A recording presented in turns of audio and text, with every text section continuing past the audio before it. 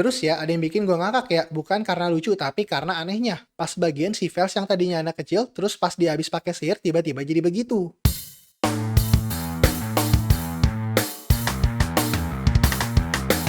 Cerita dimulai saat Nigris dan partinya sedang melawan monster. Nigris mempunyai skill penyembuhan dan penilaian. Setelah monster itu kalah, partinya bisa naik ke rank S. Tapi si Nigris dikeluarkan dari party karena skillnya dia dinilai tidak berguna untuk party rank S.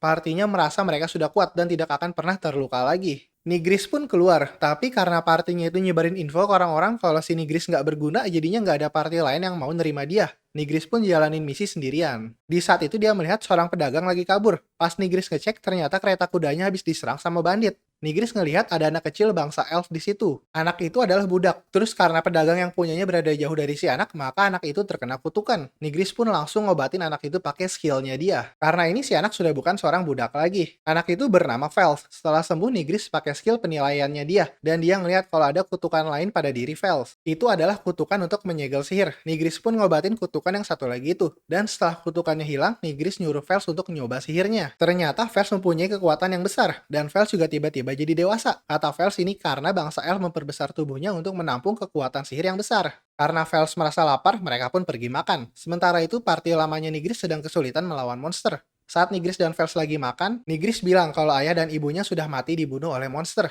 Nigris merasa bersalah tidak bisa menolong mereka. Jadi karena itu dia sekarang memilih skill penyembuhan. Nigris ingin menyembuhkan semua orang. Vels pun kagum. Terus Nigris ngasih dua pilihan ke Vels. Pilihan pertama, sehabis makan mereka berpisah dan melanjut ke kehidupannya masing-masing. Pilihan kedua, Nigris mau ajak Vels ikut berpetualang bersamanya. Dan tentu aja Vels milih yang pilihan kedua. Mulai sekarang mereka berdua pun akan berpetualang bersama.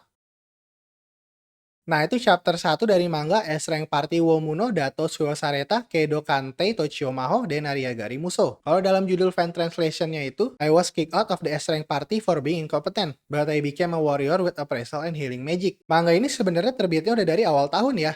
Tepatnya dari Februari 2022. Sekarang juga udah ada 2 volume, tapi yang terjemahannya baru ada baru-baru ini ya. Jadi gue juga baru bacanya sekarang. Pas gue buat video ini, terjemahannya baru ada 3 chapter. Gue juga udah baca dan sekarang gue mau ngasih impresi gue dari manga ini. Cerita kayak gini udah umum banget ya, gue juga sebenarnya pas baca chapter 1 itu sembari nunggu-nunggu cerita ini uniknya di bagian mananya. Dan jujur aja sih, di chapter 1 nggak ketemu uniknya di mana. Tapi karena gue udah baca sampai chapter 3, jadi gue sekarang udah tahu juga ceritanya mau kayak gimana. Jadi sampai chapter 3 itu bener-bener yang pengen dilakuin Sinigris itu ngobatin orang-orang aja. Jadi gue agak salut juga ya sama karakternya Sinigris. Di chapter 1 dia bilang motivasi dia pengen ngobatin setiap orang karena dia merasa bersalah nggak bisa nyembuhin orang tuanya. Dan bener sih, siap ada yang terluka sama dia pasti diobatin. Jadi ya dari karakter Nigrisnya gue lumayan tertarik sih. Dan mungkin bakal menarik juga kalau kedepannya fokus ke masalah nyembuhin orang aja. Makanya gue nggak suka banget ya yang bagian dia dihianatin sama partinya. Karena itu udah klise banget. Dihilangin juga nggak masalah itu. Sebenarnya gue udah banyak baca tipe cerita yang protagonisnya dihianatin sama partinya. Tapi nggak tahu kenapa ya, di manga ini gue nggak tertarik sama momen-momen Nigris balas dendam. Mungkin karena karakter di party lamanya ngeselinnya nanggung. Atau mungkin karena Nigrisnya sendiri yang nggak terlalu permasalahin hal itu. Terus ya, ada yang bikin gue ngakak ya, bukan karena lucu, tapi karena anehnya. Pas bagian si Vels yang tadinya anak kecil, terus pas dia habis pakai sihir, tiba-tiba jadi begitu. Pas baca gue ngakak sih, karena gue nggak ada ekspektasi bakal kayak gitu ya. Gue awalnya mikir, mungkin hubungan mereka jadi kayak kakak adik atau pengasuh aja gitu. Tapi sekarang si Vels malah lebih mungkin jadi istrinya Nigris. Gue juga pas baca chapter 1 nggak kepikiran ya kalau ini bakal jadi manga harem. Tapi setelah gue baca sampai chapter 3, ini kayaknya bakal jadi harem sih. Gue sih setuju nggak setuju ya, tapi yang pasti buat sekarang gue sih masih akan baca terus. Pas gue buat video ini, kalau untuk yang bahasa Jepangnya sih udah 2 volume ya, tapi kalau yang terjemahannya baru ada 3 chapter aja. Gue bacanya itu di Mangadex, tapi di situ adanya yang bahasa Inggris aja. Kalau untuk yang bahasa Indonesia, gue taruh linknya di deskripsi.